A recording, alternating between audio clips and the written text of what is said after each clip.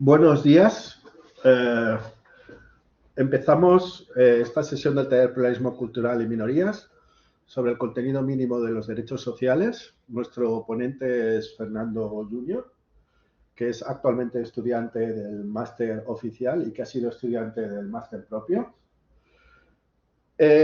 Simplemente comentar que la teoría de los derechos sociales pues, es una teoría fundamental y que la conexión con el tema del pluralismo cultural y el derecho de las minorías pues me parece que está clara y que no necesita justificación.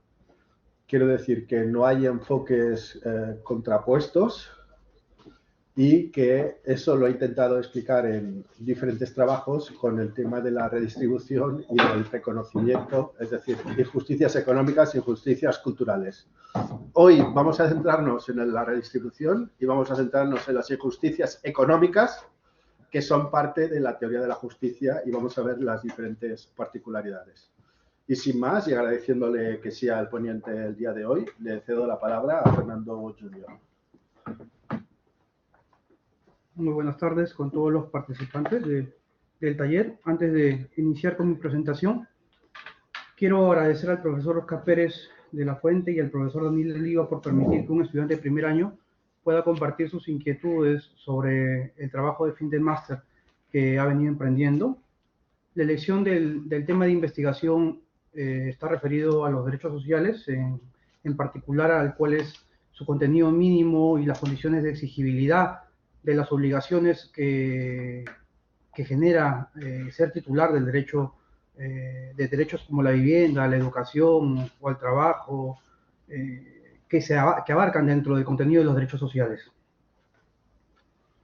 La elección de mi tema está referida a, o se concreta por mis experiencias no solo personales, sino profesionales. Ello voy a poder transmitirles a partir de una secuencia de imágenes que he podido recopilar durante el mes de septiembre en una región de mi país, en el Perú, específicamente en la región de Cajamarca. No sé si podemos compartir el video, profesor. Sí.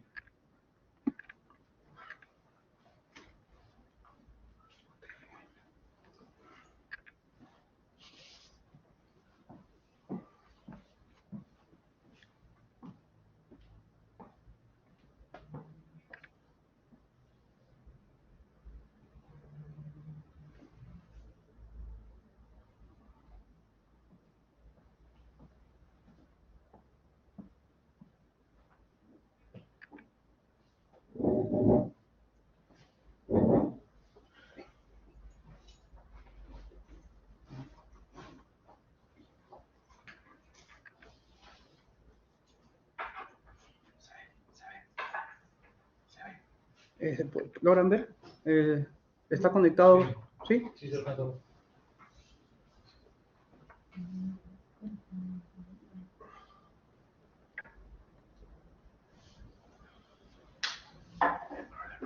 Es que la cámara no te enfocaba a ti, me enfocaba a mí.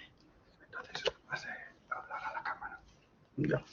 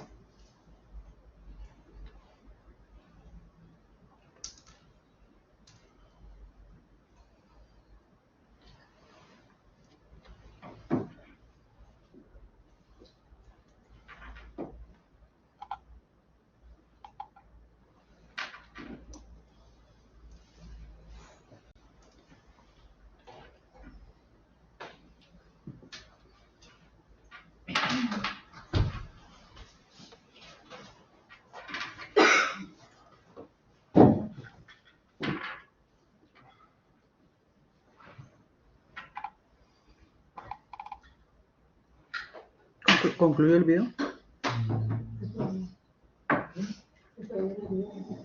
¿Sí? ¿Concluyó? Creo que ya.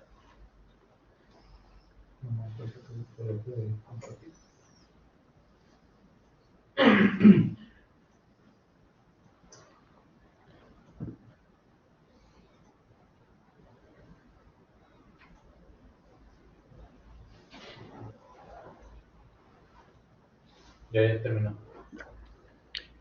Como podemos ver en estas imágenes, se pueden ver comunidades, una comunidad en la región del país, del Perú, específicamente en la región Cajamarca, donde se podría asumir que los derechos sociales son considerados como meros compromisos políticos o como meras declaraciones de intenciones. Y en ese sentido, la importancia del texto que he compartido del profesor Anzoátegui Roy, titulado Argumentos para una teoría de los derechos sociales, cobra importancia porque lo que hace es desmontar aquel discurso que por razones históricas, jurídicas y económicas y morales ha considerado a los derechos sociales como derechos de segunda categoría, derechos devaluados o derechos frágiles. En ese texto, el profesor Anzoátegui plantea 3 elementos trascendentales o imprescindibles para poder construir una teoría de los derechos sociales. Y hace referencia a la problemática cronológica, la problemática estructural y la problemática económica.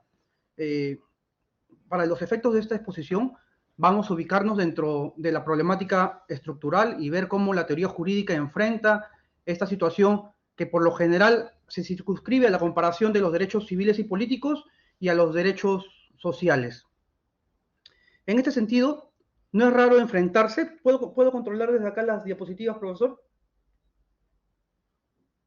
Claro. ¿Puedo compartir las diapositivas desde acá?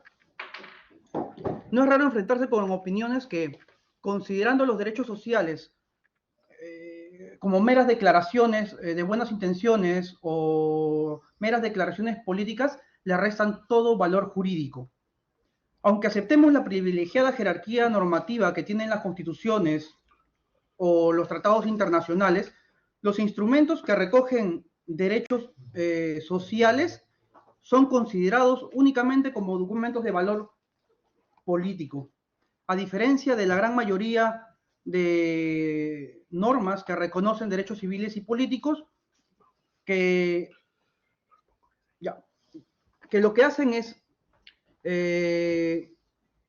generar prerrogativas para los particulares y una serie de obligaciones para el Estado.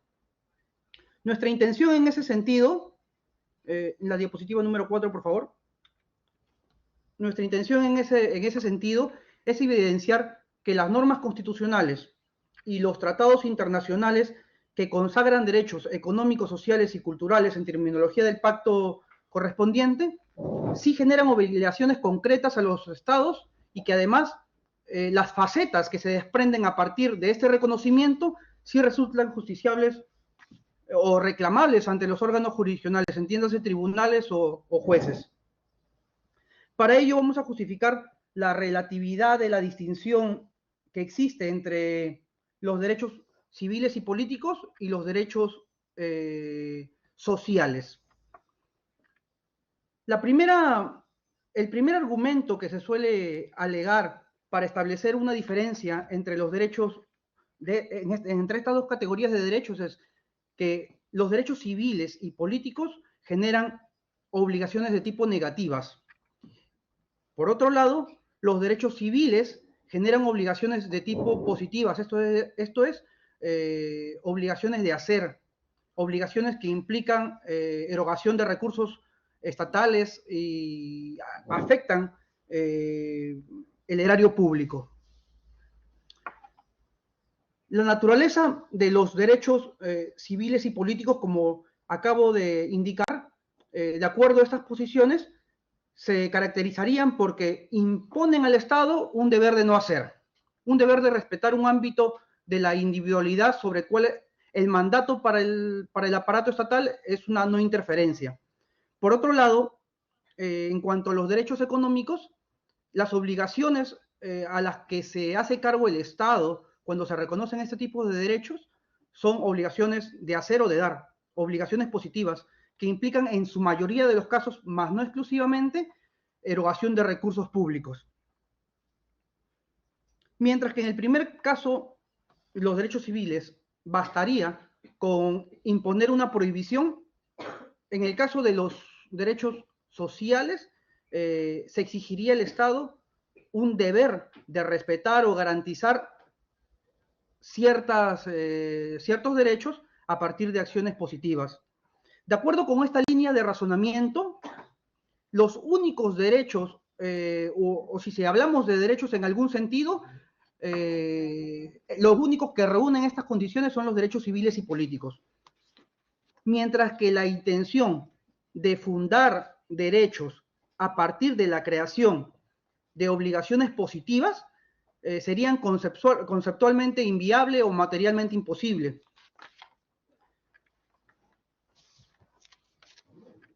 De modo que, aunque las constituciones o los tratados internacionales reconozcan derechos civiles, esta posición te dice de que estos deberían ser asumidos únicamente de manera metafórica y no en sentido literal. Esta visión de los derechos sociales coincide con esas posiciones del Estado decimonónico que se caracterizan como un Estado mínimo garante exclusivamente de valores como el de la justicia, la defensa y la seguridad.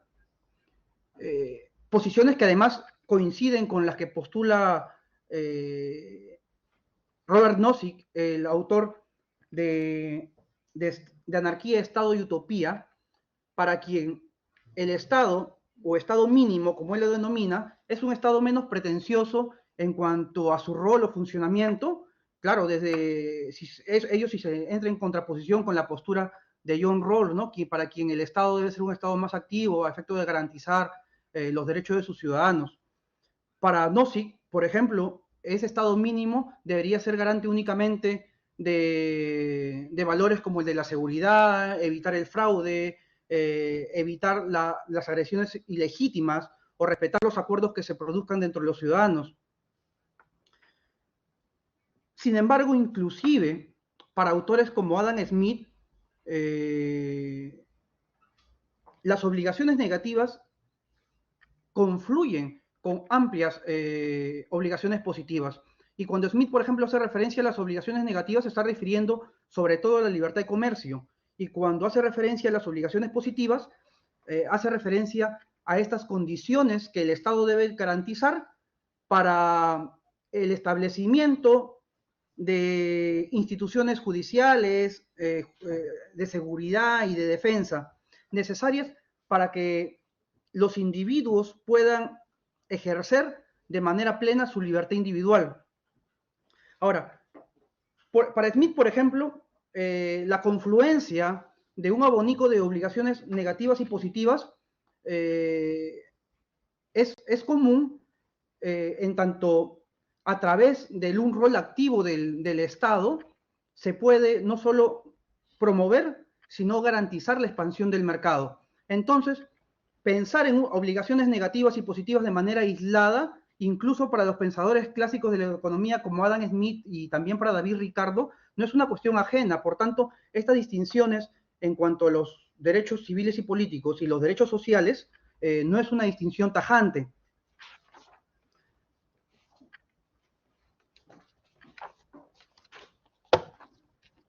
Por ejemplo, si pensamos en estas instituciones que el Estado tiene que promover para la expansión del mercado, podemos pensar en el debido proceso, en acceso a la justicia. La promoción de estas instituciones va a garantizar, pues, de que los individuos puedan realizar su libertad individual de manera plena. Aún aquellos derechos que parecen ajustarse de manera más clara y tajante a la categoría de derechos civiles y políticos presentan una amplia gama de libertades o de obligaciones positivas. Por ejemplo, vamos a pensar pues en que si los derechos o las obligaciones negativas imponen mandatos de no interferencia dentro de un ámbito de la libertad, que es como se entiende de manera primigenia los derechos liberales, y los derechos sociales que imponen obligaciones en su mayoría de hacer y de no hacer, vamos a ver pues de que esta distinción tajante no es tan nítida desde la visión de estas primeras visiones que pretenden establecer distinciones entre estos dos tipos de derechos, porque el ejercicio de un derecho de tipo civil y político presenta como contracara un cierto margen de actividad del Estado a efectos de garantizar el ejercicio de ese derecho individual. En este caso vamos a pensar en el ejercicio del derecho de la propiedad y todas las condiciones que el Estado tiene que brindar para que pueda ejercerse de manera plena el derecho a la propiedad. Pensemos, por ejemplo, en todos los recursos que se erogan para el establecimiento de la defensa del derecho a la propiedad a través de la justicia penal o la justicia civil, o pensemos en los recursos que eroga el Estado para poder mantener la estructura de un registro de catastro u otras funciones del Estado para la defensa y el ejercicio de ese derecho. En definitiva, la estructura de los derechos civiles y políticos presenta un haz de obligaciones negativas y también un haz de obligaciones positivas. Desde esta perspectiva, las diferencias entre los derechos civiles y políticos y los derechos sociales es una cuestión de grado más que una cuestión sustantiva. Sin embargo, no resulta difícil inclusive poder verificar que en los derechos sociales, además de obligaciones de hacer y de dar, obligaciones positivas, también confluyen una serie de obligaciones negativas. Pensemos, por ejemplo, en el derecho a la salud, el cual conlleva una obligación negativa para el Estado de no empeorar la salud. O pensemos, por ejemplo, en el derecho a la educación, que implica una obligación del Estado de no impedir el acceso a la educación. O la preservación del medio ambiente sano, que implica la obligación de no destruir el medio ambiente. En suma, los derechos sociales, al igual que los derechos civiles y políticos, también están configurados por un haz de obligaciones negativas y positivas. Por lo anterior, podríamos afirmar que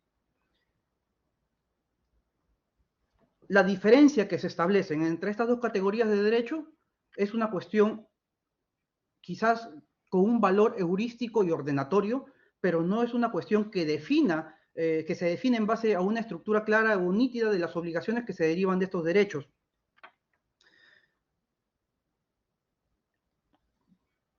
Si pensamos, por ejemplo, en los derechos sociales, podemos identificar de que estos derechos se caracterizan porque presentan de manera sustantiva obligaciones de dar o hacer.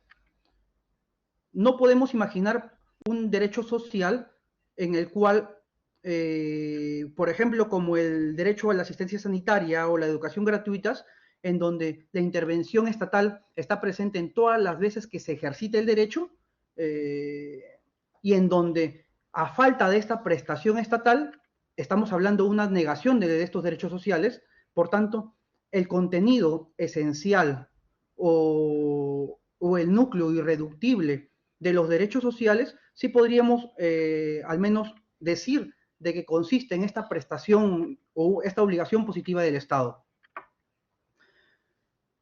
A estos problemas podemos incluso añadir otro problema conceptual que está referido a un problema de regulación jurídica. Y es que, por ejemplo, en la regulación concreta de muchos derechos tradicionalmente considerados como derechos civiles, a través de su evolución jurisprudencial o su propia regulación, han sido reinterpretados bajo percepciones o con un cariz social. Pensemos, por ejemplo, en el artículo 21, diapositiva número 12, en el artículo 21 de la Convención Americana sobre Derechos Humanos, que te dice: toda persona tiene derecho al uso y al goce de sus bienes. La ley puede subordinar tal uso y goce al interés social. Podemos pensar inclusive en que de esta manera el derecho de propiedad, caracterizado inicialmente como un derecho absoluto, ha ido perdiendo esa característica a través de su regulación o su interpretación a través de un cariz social. Lo mismo se puede pensar de derechos como el de la libertad de expresión. En la siguiente diapositiva, por ejemplo, vemos que en el caso Quimel versus Argentina, en el fundamento 53, indica que la libertad de pensamiento y expresión es un derecho individual, pero también implica, por otro lado, un derecho colectivo a recibir cualquier información y a conocer la expresión del pensamiento ajeno. De esta manera, entonces, un gran número de derechos considerados tradicionalmente como derechos civiles y políticos han ido mutando y han tenido pues, este cariz social, con lo cual la distinción tajante entre derechos civiles y políticos y derechos sociales, económicos, sociales y culturales también pues, se ha ido acortando. En conclusión, podría afirmarse que la adscripción de un derecho al catálogo de derechos civiles al catálogo de derechos civiles y políticos y de derechos económicos, sociales y culturales es una cuestión pues de grado y no es una cuestión sustantiva. Antes hemos dicho que las obligaciones negativas se caracterizan por un mandato de no hacer, un mandato de no interferencia dentro de un ámbito de la libertad individual. Por ejemplo, no impedir que el Estado restrinja la libertad de expresión, que no se puedan imponer sanciones sin previo juicio, pero por otro lado, las obligaciones positivas implican obligaciones de dar o hacer. Y es conveniente analizar este tipo de obligaciones porque nos darán unas pautas de qué acciones son las que se tienen que emprender contra el Estado para exigir su cumplimiento en caso de que se tengan que recurrir a los tribunales para poder judicializar estos derechos. Con cierto automatismo se puede o se vincula a los derechos sociales con erogación de recursos públicos. Y claro, esto es común cuando se piensa en el derecho a la salud, el derecho a la vivienda, el derecho a la alimentación. Sin embargo, las obligaciones positivas que contrae el Estado cuando reconoce derechos sociales no se limitan a la erogación de recursos públicos, sino pues que existen otros medios a través de los cuales el Estado puede garantizar los derechos sociales. Por un lado, por ejemplo, el Estado puede establecer algún tipo de regulación sin la cual el ejercicio del derecho no tiene sentido. Piénsese, por ejemplo, en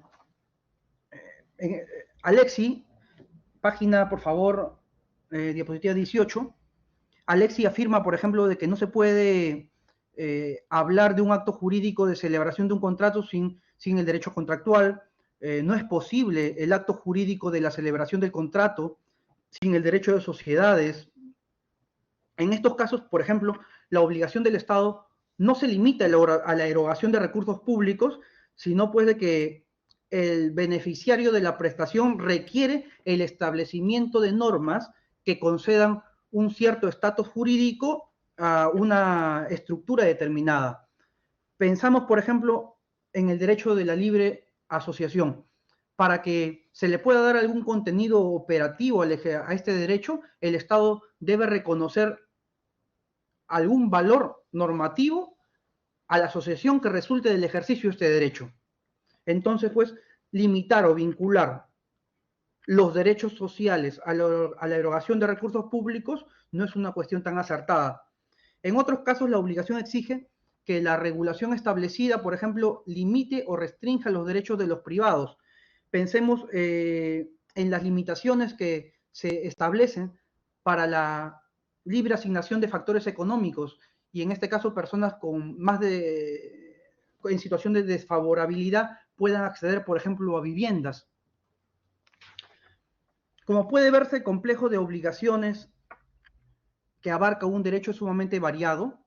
Los derechos económicos, sociales y culturales se caracterizan porque presentan un amplio abanico de obligaciones, tanto negativas como positivas. Por tanto, es falso que las posibilidades de justiciabilidad de los derechos sociales sean escasas. muy por el contrario, cada una de estas facetas de los derechos sociales presenta una amplia gama de justiciabilidad. Y por tanto, estas pasan desde la denuncia por el incumplimiento de obligaciones negativas al control del cumplimiento de las obligaciones negativas y positivas y a la exigencia del cumplimiento de obligaciones positivas. Cuando pensamos en la justiciabilidad de los derechos sociales, estamos hablando de la historia, de la transformación de la ayuda al prójimo pensada pues, en cuestiones como la caridad o la discrecionalidad del poder público a una ayuda motivada en derechos que se le conceden al ciudadano y por tanto susceptibles de ser reclamados ante una autoridad competente. Si bien los principales derechos económicos, sociales y culturales se encuentran reconocidos en las constituciones y en los tratados internacionales, difícilmente un observador podría concluir de que por dicho reconocimiento estos derechos tienen plenitud, en el sentido de que son derechos del ciudadano. En razón a que para poder colegir que un derecho social es un derecho en sentido lato, el individuo debería tener la posibilidad o el poder jurídico de acudir ante un órgano jurisdiccional para reclamar el cumplimiento debido. Podemos convenir en que si bien el Estado suele cumplir o habitualmente cumple con las obligaciones que contrae con referencia a los derechos sociales, ningún observador podría concluir de que los beneficiarios con esta conducta del Estado tienen un derecho subjetivo. Ello, si pensamos, por ejemplo, en la clásica posición de Kelsen, diapositiva 17, de acuerdo a la posición que nos plantea Kelsen en Teoría General de las Normas, nos dice pues de que en ese sentido, tener un derecho subjetivo significa tener el poder de tomar parte en la generación de una norma jurídica individual por medio de una acción específica, demanda o queja. Entonces, mientras el ciudadano no tenga la posibilidad de exigir ante el órgano jurisdiccional el cumplimiento de una obligación debida, estas concesiones o estos cumplimientos o satisfacción de estas necesidades o intereses relativos a un derecho social no pueden ser consideradas como un derecho subjetivo. En similar sentido, Ferraioli en Derecho y Razón te habla sobre el segundo principio de jurisdiccionalidad, que es el segundo principio garantista, y te dice de que en tales derechos, para que tales derechos sean justiciables, es decir, accionables en juicio frente a los sujetos responsables de su violación, sea como comisión o por omisión. Para que los derechos tanto civiles, liberales o sociales sean considerados como tales, deben existir la posibilidad de que estos puedan ser reclamados ante un órgano jurisdiccional. Esta condición de justiciabilidad a la que hacemos referencia requiere que se pueda identificar los contenidos mínimos de los derechos sociales. Como hemos indicado, estos contenidos mínimos están referidos a obligaciones negativas y obligaciones positivas. Y acá podemos identificar un déficit del derecho constitucional y del derecho internacional de los derechos humanos. De lo dicho hasta ahora se desprende de que la idea de los derechos civiles y políticos son los únicos que resultan justiciables y que los derechos sociales son concesiones graciosas o proclamas políticas cuyo cumplimiento depende de un carácter que está establecido en el pacto, que es el de la progresividad. Entendiendo que todo derecho genera obligaciones negativas y positivas, es necesario analizar qué tipo de obligaciones son las que se puede reclamar o exigir al órgano estatal, al Estado. En muchos casos, las violaciones de los derechos económicos provienen de las obligaciones de tipo negativas, y en este sentido, el pacto en el artículo 2.2 el pacto en el artículo 2.2 establece, se compromete a garantizar que los derechos enunciados en el presente pacto se ejerzan sin discriminación de ningún tipo. Entonces, el mandato de no discriminar contenido en este articulado establece importantes obligaciones negativas para el Estado. Pensemos, por ejemplo, en la violación del derecho a la educación a través de la limitación a su acceso por factores de raza, color, sexo, idioma. En estas situaciones es perfectamente viable de que se puedan corregir estas afectaciones al derecho a través de las acciones judiciales tradicionales, y por tanto este tipo de violaciones presenta un amplio abanico de justiciabilidad. Por otro lado, tenemos las acciones positivas del Estado que violan los límites negativos impuestos por estos derechos sociales. En este caso, verificada la vulneración, el juez tiene la posibilidad de anular o quitarle valor jurídico a esta manifestación voluntad del Estado y corregir tal situación. Sin embargo, la situación más problemática viene en el caso de las obligaciones positivas del Estado. Y aquí es donde se presenta la mayor cantidad de dudas con respecto a su justiciabilidad. Esta cuestión presenta una multiplicidad de facetas. Por ejemplo, en casos límites se refiere a cuando el Estado incumple de manera absoluta y general las obligaciones positivas que derivan de un derecho social. Bueno, tenemos que decir respecto a estos casos, que son casos inimaginables, debido a que por lo general el Estado cumple en parte las obligaciones que asume en virtud a los compromisos en los pactos internacionales y a las normas constitucionales que consagra en sus textos. Pero aquí sí caben algunas críticas a la justiciabilidad de los derechos sociales. Por ejemplo, en la diapositiva 21,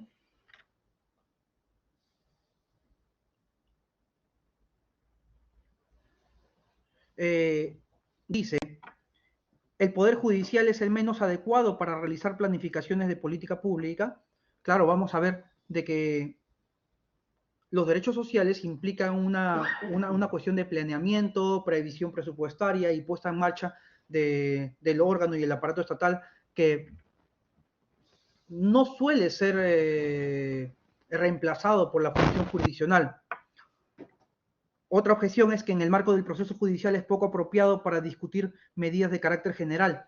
Claro, si pensamos, por ejemplo, en las acciones de tutela o en los procesos de amparo, vamos a ver pues de que estos procesos tienen efectos interpartes, ¿no? O sea, los jueces resuelven afectaciones de derechos, pero para la parte que está involucrada en el proceso, o sea, esos procesos no tienen carácter erga omnes, por ello es esta crítica.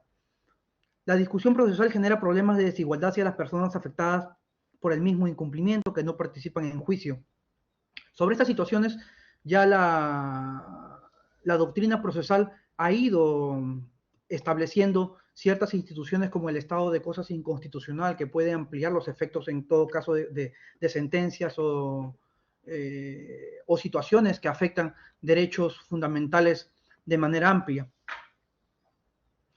Aún en casos en los que las sentencias no resulte directamente ejecutable a causa de no requerir fondos el aparato estatal, cabe resaltar el valor de una sentencia o una acción judicial que declara que el Estado está en mora o que viene incumpliendo una obligación referida a un derecho social.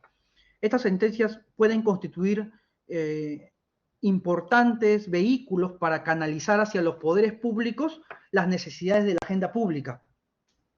Y esto en términos de afectación de derechos y ya no en términos de políticas partidarias o acciones de lobby. No cabe duda que la implementación de los derechos sociales depende en gran parte de acciones de planificación, previsión presupuestaria o puesta en marcha del aparato público. Y esto difícilmente puede ser llevado por el Poder Judicial debido a que es una actividad propia de la función estatal. Sin embargo, no es una tarea imposible. Ahora bien, uno de los sentidos de reconocer o consagrar normas constitucionales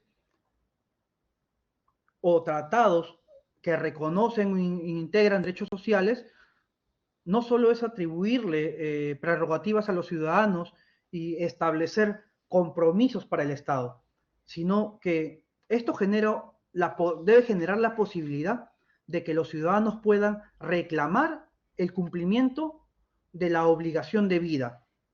Y para esto es necesario establecer mecanismos de comunicación, debate y diálogo entre los poderes públicos, a efectos de que puedan asumir los compromisos que están establecidos en el pacto o en sus constituciones. Por último, las objeciones que se dirigen a cuestionar la justiciabilidad de los derechos sociales están referidos a que los medios tradicionales no son suficientes para garantizar los derechos sociales. Pensemos, por ejemplo, en los procesos de amparo o en los procesos de inconstitucionalidad y cómo estos han ido evolucionando a efectos de poder garantizar adecuadamente los derechos sociales. Consideramos de que en este sentido, para poder garantizar adecuadamente los derechos sociales, es importante no solo construir una teoría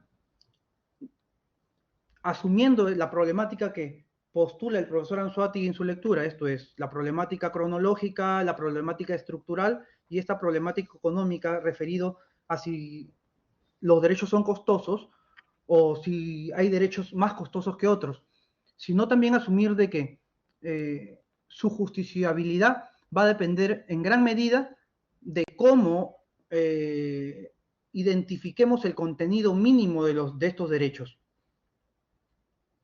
Se puede pensar, por ejemplo, de que el contenido mínimo de los derechos sociales está circunscrito únicamente a la accesibilidad que se debe tener con respecto a estos derechos, y en ese sentido creo que el artículo 9 de la Convención de Personas con Discapacidad plantea pues cómo se debe entender la accesibilidad como un principio universal.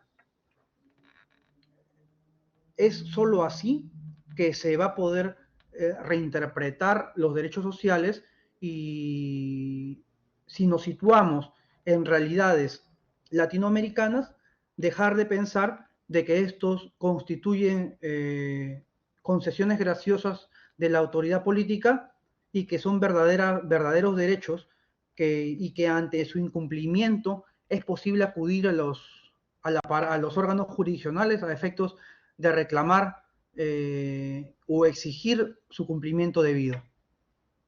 Es todo lo que podría decir, profesor. Muy bien, pues muchas gracias. Muy interesante. Es un tema, como ya digo, central de la teoría básica de los derechos.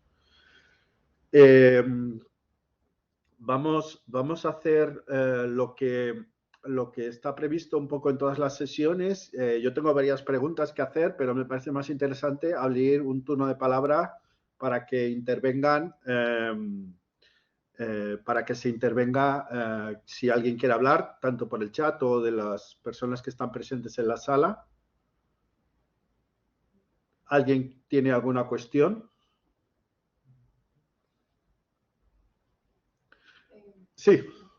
Bueno, a mí me parecía interesante lo que decía Fernando sobre la posible desigualdad que se crea cuando los derechos sociales son exigidos vía judicial y los límites de las sentencias que se emiten son entre partes, ¿verdad? Porque ello crea cierta desventaja para aquellos que no tienen los medios económicos para acudir ante un juez o ni siquiera la concepción de que sus derechos pueden ser justiciables ante un órgano, ¿verdad?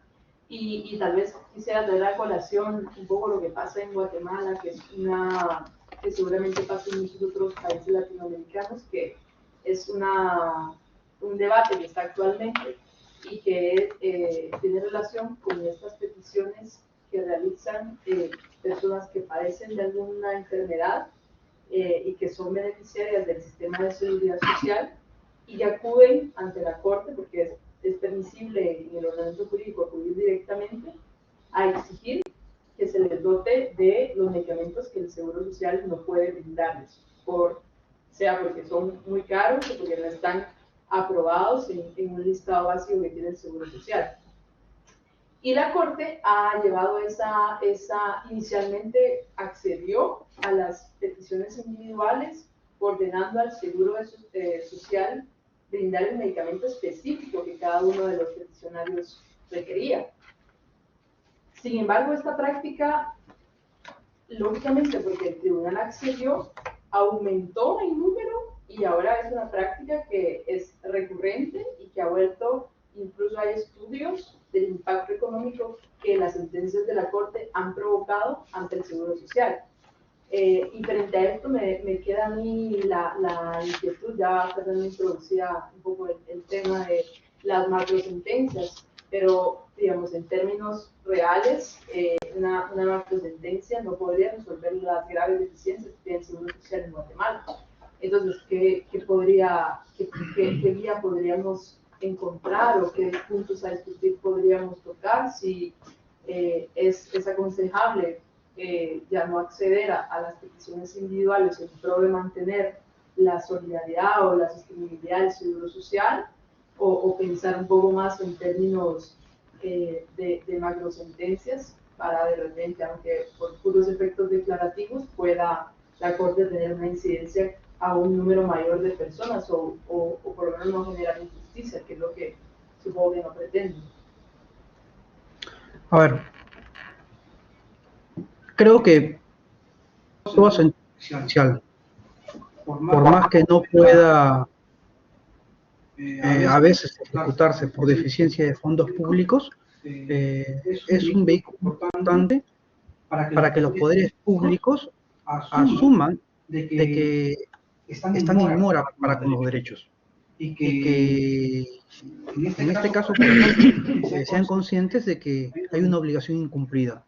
O sea, y las sentencias, es importante de que sea el Poder Judicial quien notifica a los poderes públicos de que hay una obligación de vida que está pendiente de realizarse, porque de esta manera pues se cumple además con el requisito de agotar la vía interna para acudir a los órganos internacionales, y es justamente el Poder Judicial, esa es la oportunidad que el sistema le prevé al Estado para que pueda revertir esas situaciones. Debe ser el Poder Judicial a través de sentencias individuales en este caso, quien ser el vehículo para poner en conocimiento de los poderes públicos de que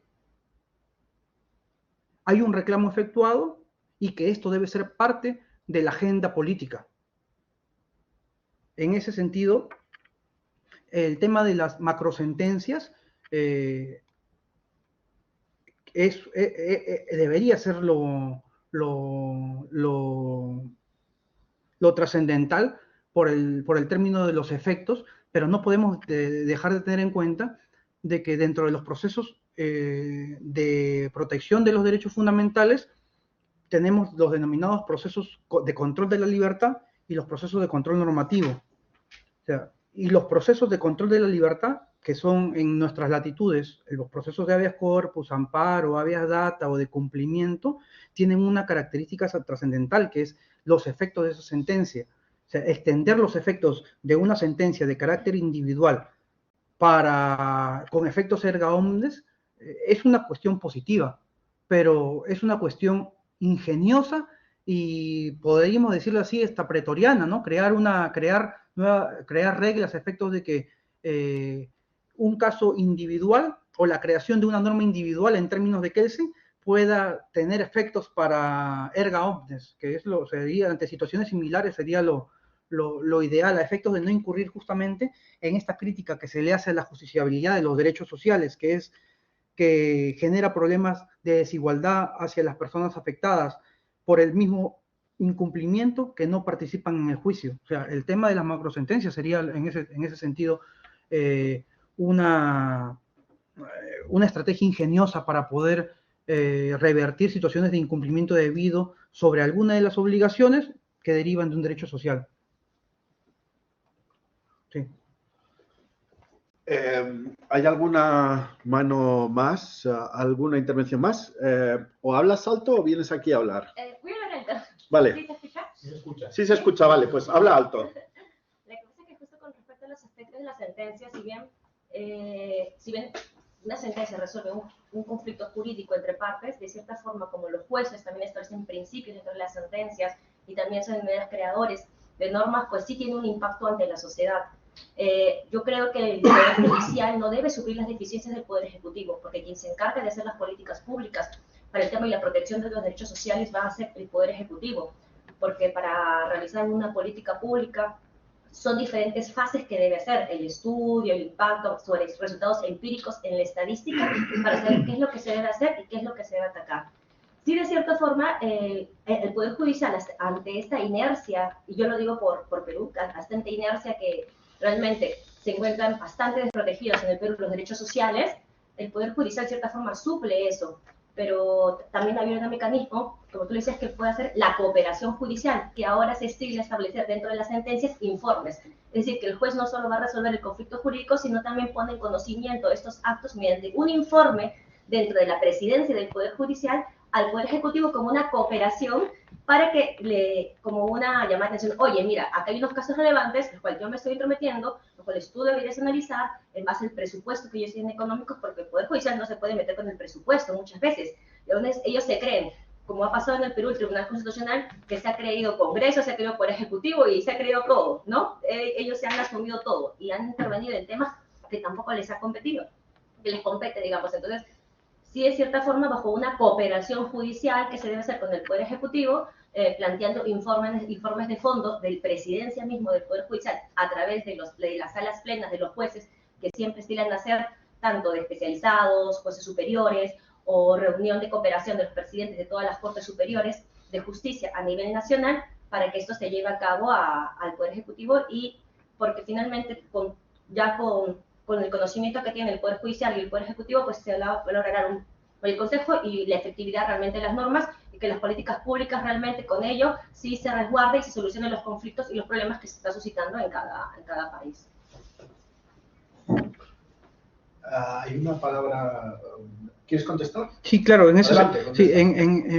esa línea sí es importante pues que se establezcan mecanismos de comunicación, debate y diálogo para que se les recuerde a los poderes políticos las necesidades de introducir en sus políticas públicas el cumplimiento de las obligaciones que contrae en cuanto a los derechos sociales.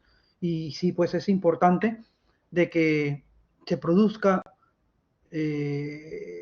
esto que se denomina diálogos incluso entre cortes, ¿no? Donde las altas cortes se pongan de acuerdo sobre temas sensibles a efectos de que hagan un llamamiento a las autoridades políticas a cumplir los compromisos asumidos interna e internacionalmente. Hay una mano levantada en el chat. No sé si puedes decirlo por el chat o si abres tu micrófono, si te vamos a oír aquí en el aula. Clemente.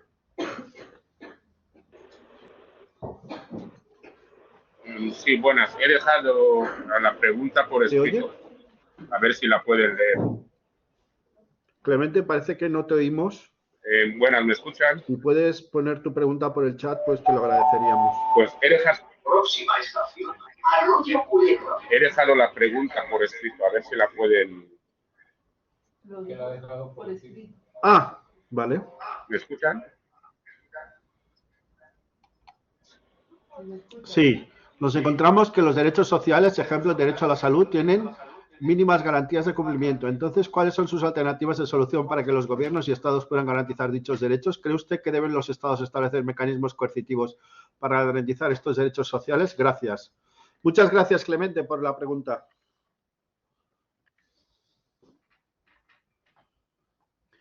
A ver, creo que para para pensar en la posibilidad coercitiva del cumplimiento de los derechos sociales, primero tendríamos que estructurar una teoría que nos permita conocer cuáles son esos contenidos mínimos. Si convenimos de que el contenido mínimo de un derecho social se limita a la accesibilidad a una de las facetas de tal derecho, entonces podríamos, se tendría que limitar el mandato de cumplimiento al Estado a que proporcione a los individuos el acceso a tal derecho. Si los estados deberían tener mecanismos coercitivos para garantizar los derechos sociales, evidentemente que sí. Al igual que existen mecanismos coercitivos para que los derechos civiles y políticos puedan y deban respetarse, lo mismo debería ocurrir con los derechos sociales. Por ejemplo, en el Código Procesal Constitucional del Perú, el derogado del 2004, se establecían mecanismos para que las decisiones o sentencias en los procesos constitucionales de la libertad sean de cumplimiento por parte de las autoridades públicas. Y en este caso, el juez tenía la posibilidad incluso de destituir a la autoridad pública en caso de rehusamiento en el cumplimiento de esas sentencias. Esto podría ser es una medida coercitiva efectiva, a efecto de respetar y garantizar adecuadamente los derechos constitucionales, y creo que esos mecanismos también deberían ser instaurados para la defensa de los derechos sociales, si es que se los considera o se les quiere considerar como derechos plenos o derechos en el sentido subjetivo, como los considera Hans Kelsen. Bueno, ahora voy a hacer mi intervención, mis preguntas, o voy a hacer una pregunta. Tengo tres puntos. El primero es uno jurídico. Es uno jurídico relativo al ordenamiento jurídico español. Bueno, primero, mi simpatía por el tema, mi simpatía por el ponente, mi simpatía por el autor del texto, profesor Anzuategui, con el que trabajo. Pero yo cuando explico el tema de los derechos sociales, pues a nivel universal, los derechos humanos son universales, interdependientes y siempre me olvido del otro, digamos.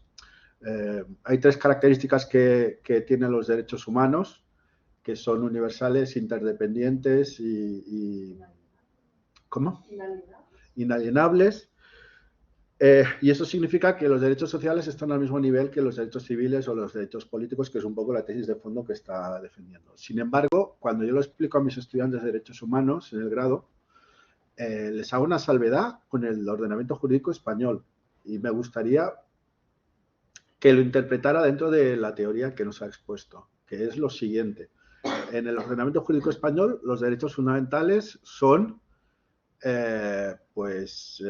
unos determinados, creo que es del 14 al 29, esos son derechos fundamentales en sentido estricto, que tienen 4 o 5 garantías reforzadas, como el derecho de amparo, la reforma constitucional, la cláusula de ley orgánica, etcétera, etcétera, etcétera. El único derecho social que está incluido entre esos es el derecho a la educación, pero es el único.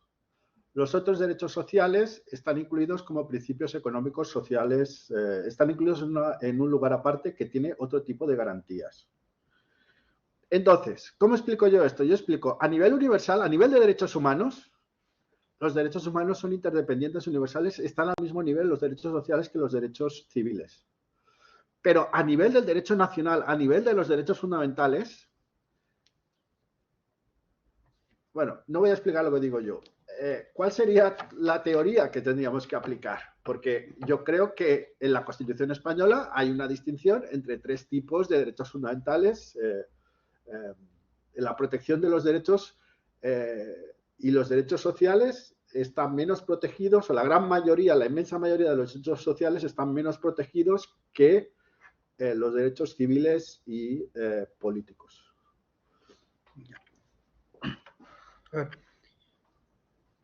Parto de la idea de que en el sistema constitucional español se estructura a través del reconocimiento de derechos constitucionales fundamentales y derechos constitucionales no fundamentales. Y la fundamentalidad de estos derechos va a depender de si se insertan o están insertos en el capítulo 2 o no de la Constitución española. Y esta diferencia se vislumbra pues por las garantías del contenido esencial, de la reserva de ley a la que ya ha hecho mención el profesor.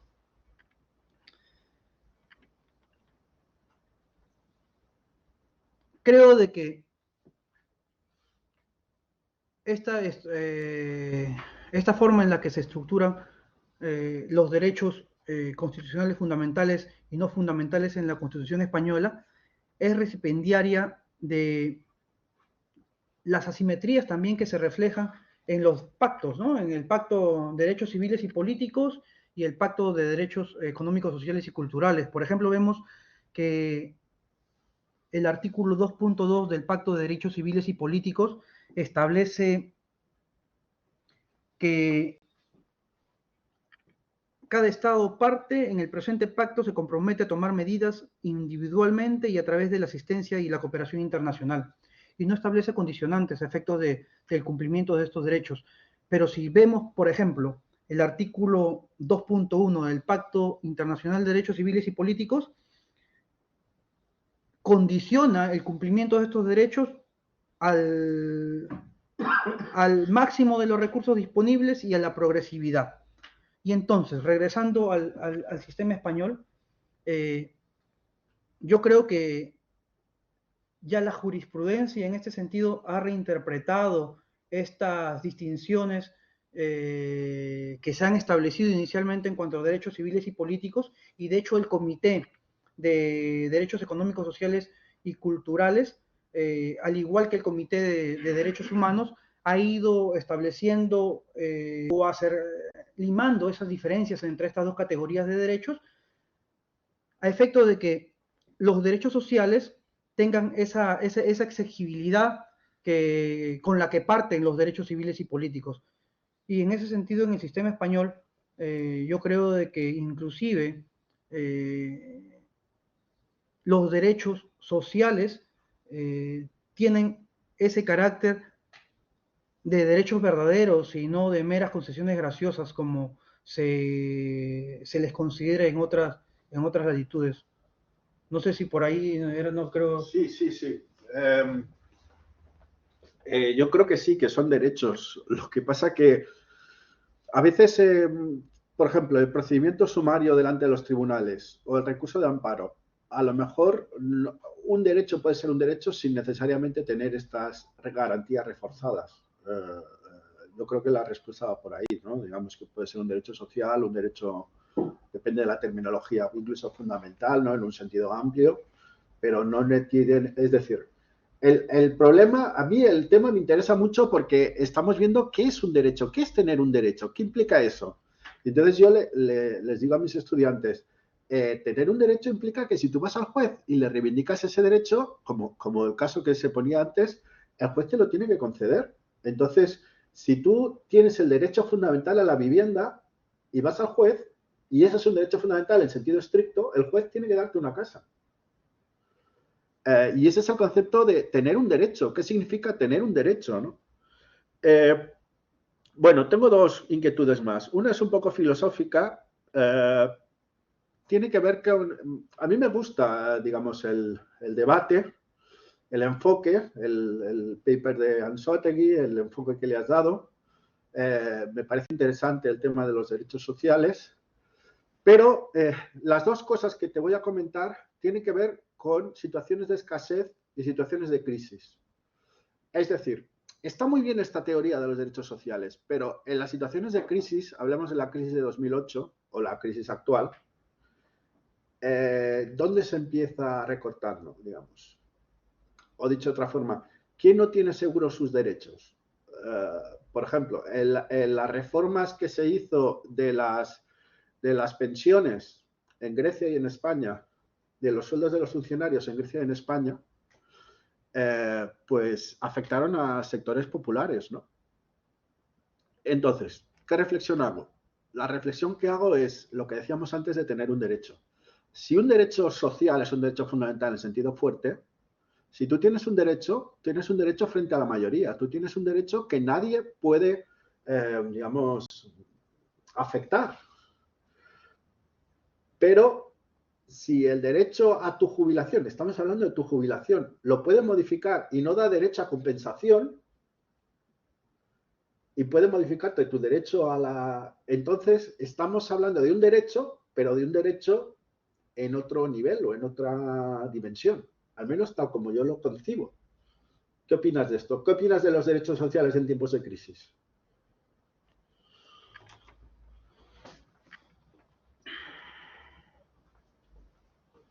A ver, quiero partir, antes de afrontar ello, de una característica de los derechos fundamentales, que es el carácter absoluto que antes se consideraba a los primigenios derechos liberales, ¿no? En este caso el derecho de propiedad. Derechos considerados como derechos de autonomía o clásicos derechos civiles y políticos han ido con el transcurso del tiempo siendo regulados o reinterpretados bajo un cariz social. La Corte, de hecho, cuando hablamos sobre el derecho de propiedad, la Corte Interamericana, en el caso Palmaria Iribarne versus Chile, Fundamento 108, en el caso Chaparro Álvarez Iñique versus Ecuador, y otros tantos, hace referencia a que ningún derecho es absoluto, ¿no? Como una verdad casi de perogrullo, y justifica las limitaciones en base a estos derechos en base a cuestiones de carácter social. Si pensamos de que ciertos derechos pueden ser limitados o restringidos por cuestiones ya sean excepcionales o situaciones que pueden ser situaciones de escasez, podríamos pensar entonces en que los derechos sociales van a depender, porque los derechos sociales tienen un costo. Steve Hawkins, en un texto, El costo de los derechos, justamente para justificar esta situación sobre su costo, en la parte introductoria, pone el ejemplo de un incendio que se produce en Norteamérica y todo el desplazamiento, la erogación de recursos públicos que se habían generado para poder proteger la propiedad, en este caso de personas con ciertos recursos o estatus económico. Entonces, si todo derecho, ya sea civil o político o derecho social, tiene un costo, este derecho entonces va a ser sufragado a partir de erogación de recursos o partida presupuestaria. En situaciones de escasez, la autoridad pública, la autoridad política va a tener esa prerrogativa o arbitrariedad para poder establecer una equitativa distribución de los recursos a efectos de garantizar derechos, en este caso derechos sociales.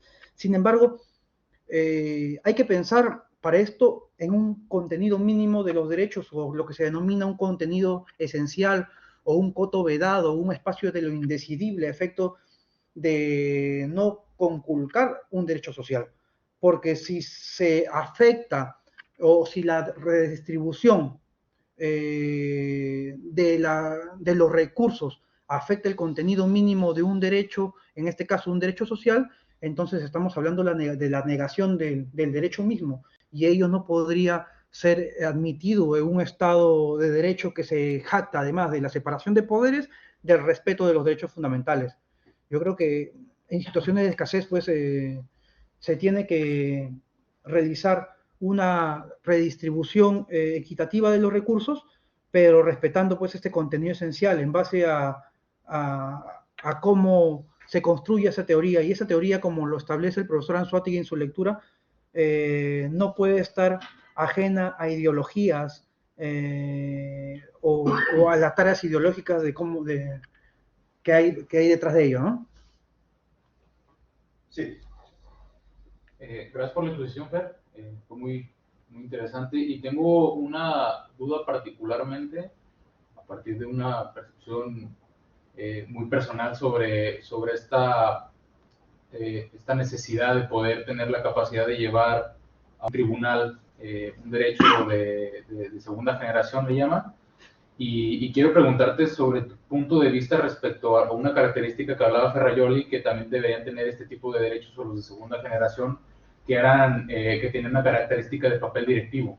Es decir, estos derechos quizás más que punto de partida, son un punto de llegada o un fin. A mí me parece una percepción bastante utópica, porque sabemos y hay diversos estudios que demuestran que condicionan a veces el ejercicio de los derechos políticos, los derechos económicos, sociales y culturales. Entonces, justamente te quiero preguntar, ¿tú qué opinas si estos derechos pueden o deben tener este carácter tan utópico y pensar que son también guía o un punto de llegada y quizás no un punto de partida como creo que lo estás exponiendo, ¿no? Que es algo que se puede y se tiene que garantizar de cualquier manera? Y gracias por la exposición. A ver, para referirme a tu pregunta, quiero echarle mano a Robert Alexi. Cuando Alexi te plantea sobre los sistemas normativos, te dicen de que está compuesto por normas reglas y normas de tipo principio. Las primeras tienen una estructura proposicional hipotética y son las características, las normas del código, de los códigos penales, ¿no? Supuesto de hecho y consecuencia jurídica. Y cuando te habla de las normas principio, que son las que cuya estructura tienen los derechos fundamentales, te habla de máximas de optimización a realizar en la medida de lo posible. En este caso, todo derecho fundamental cumple un principio directriz de máxima de optimización y que se tiene que aplicar en la medida de lo posible en tanto no exista un bien que juegue en sentido contrario, que en el caso concreto pese más si nos seguimos llevando por la ley de ponderación que desarrolla Alexi. Los derechos sociales tienen que ser normas de partida, pero también normas de llegada.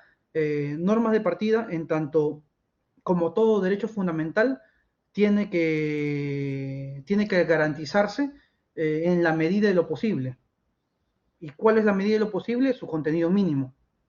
Y normas de llegada en tanto todo derecho fundamental como garante de esa autonomía moral que busca el individuo para poder desarrollarse en sociedad, entonces debe ser propulsado por el Estado para poder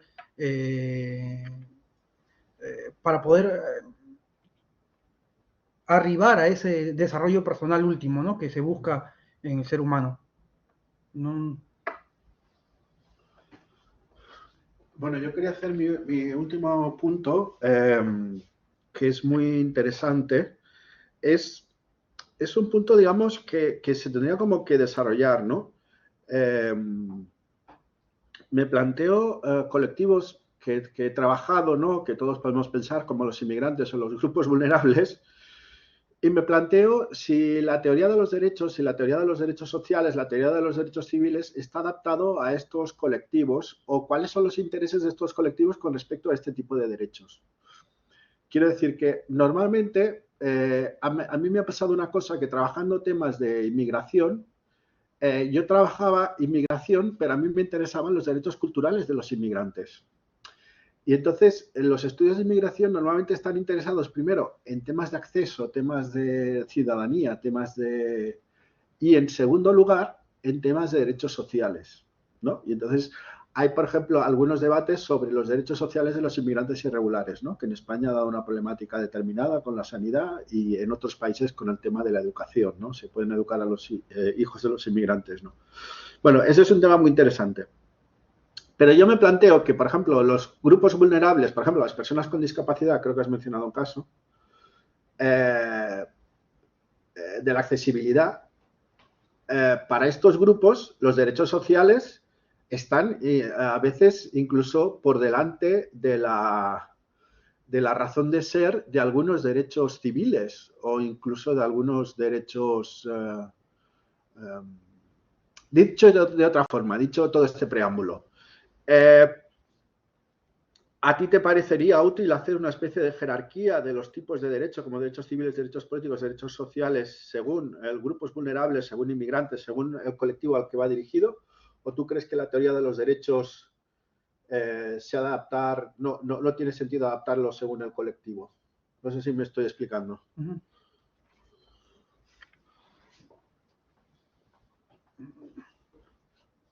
A ver, creo, y así la doctrina también lo ha desarrollado, que no se puede establecer una jerarquización de los derechos fundamentales, porque ello conllevaría a que en caso de conflictos, incluso a priori, ya la norma establezca qué derecho va a tener prioridad sobre otro. Pensemos, por ejemplo, en el derecho a la vida, derecho sobre el cual se originan los demás derechos. Si pensamos, por ejemplo, en la afectación o en la contraposición o el conflicto de un derecho como la vida u otro derecho, o un conflicto más clásico, el de la libertad de expresión con la intimidad, asumir de que la Constitución establece una jerarquía de derechos significaría que en todo y en cualquier caso ya se conociera cuál va a ser el resultado o el fin de ese conflicto de derechos. Pensar en que los derechos fundamentales, por tanto, en una jerarquización de los derechos, yo creo que contraviene en sí mismo el Estado de Derecho y contraviene el principio fundante de los derechos fundamentales, que es el de la dignidad de la persona humana. Yo creo que los casos se deberían resolver no en base a criterios de jerarquía, sino en criterios de optimización, es decir, teniendo en cuenta cada caso concreto. No sé, profesor, si por ahí era la pregunta, o sea... Vamos a ver si hay más preguntas. ¿Más preguntas por el chat? ¿Más preguntas en la sala?